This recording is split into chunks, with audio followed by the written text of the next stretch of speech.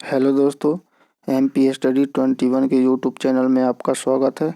आज हम कुछ वन लाइनर क्वेश्चनों को देखेंगे जो एग्ज़ाम की दृष्टि से बहुत ही महत्वपूर्ण हैं। तो आइए दोस्तों स्टार्ट करते हैं पहला क्वेश्चन से।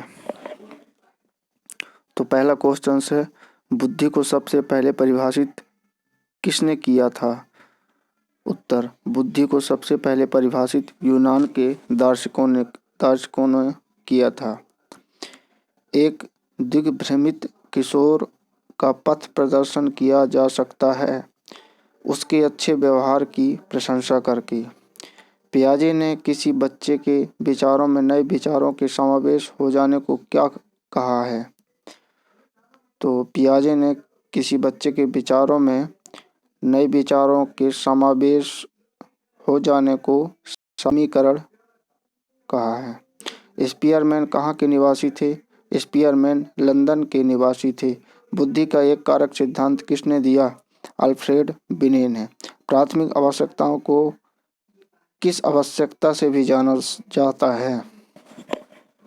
प्राथमिक आवश्यकताओं को दैहिक या शारीरिक आवश्यकता भी कहा जाता है। स्वप्रेम की अवस्था कौन सी होती है? शैशव अवस्था। स्वप्रेम अपनी वस्तुओं से प्रेम, ये शैशव अवस्था में पाया जाता है। शिशु अपने और अपने संसार के बारे में अधिकांश बातें खेल के माध्यम से सीखता है, यह विद्वान ने कहा है। किसने कहा है?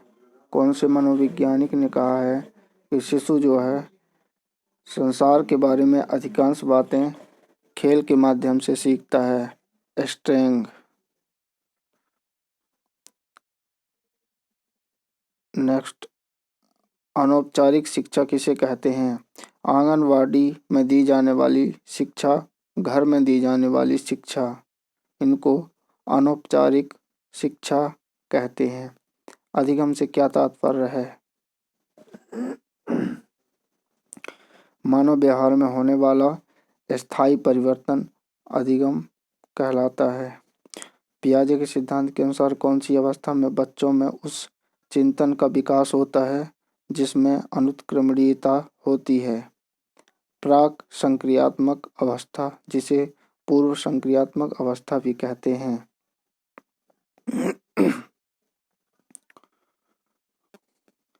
गर्भवती महिला का वजन कितना बाद जाता है?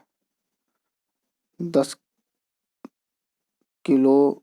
अच्छा, बाद नहीं, बढ़ जाता है लिखा है।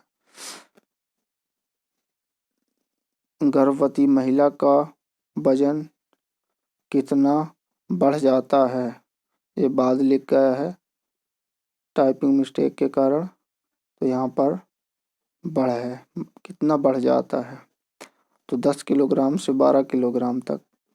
कौन सा सीखने के मुख्य नियमों में शामिल नहीं है?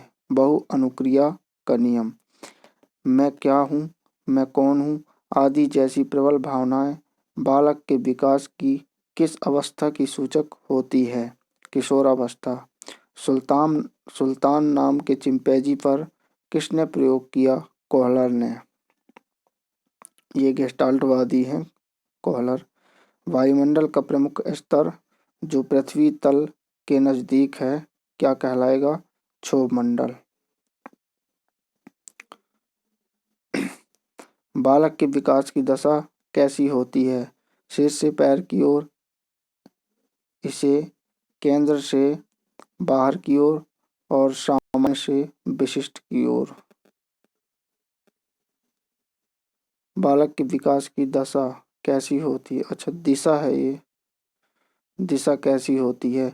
शीर्ष से पैर की ओर, केंद्र से बाहर की ओर, सामान्य से विशिष्ट की ओर। अपने आप को प्रेम करने की प्रवृत्ति को क्या कहते हैं? नार्सिसिज्म की प्रवृत्ति। कार्यवादी संप्रदाय से संबंधित है? E.L. थॉर्नडाइक। निर्माणात्मक मूल्यांकन का उद्देश्य है प्रगति पर गौर करना एवं उपचारात्मक अनुदेशन की प्रक्रिया। मानव बुद्धि एवं विकास की समझ शिक्षक को किस योग्य बनाती है?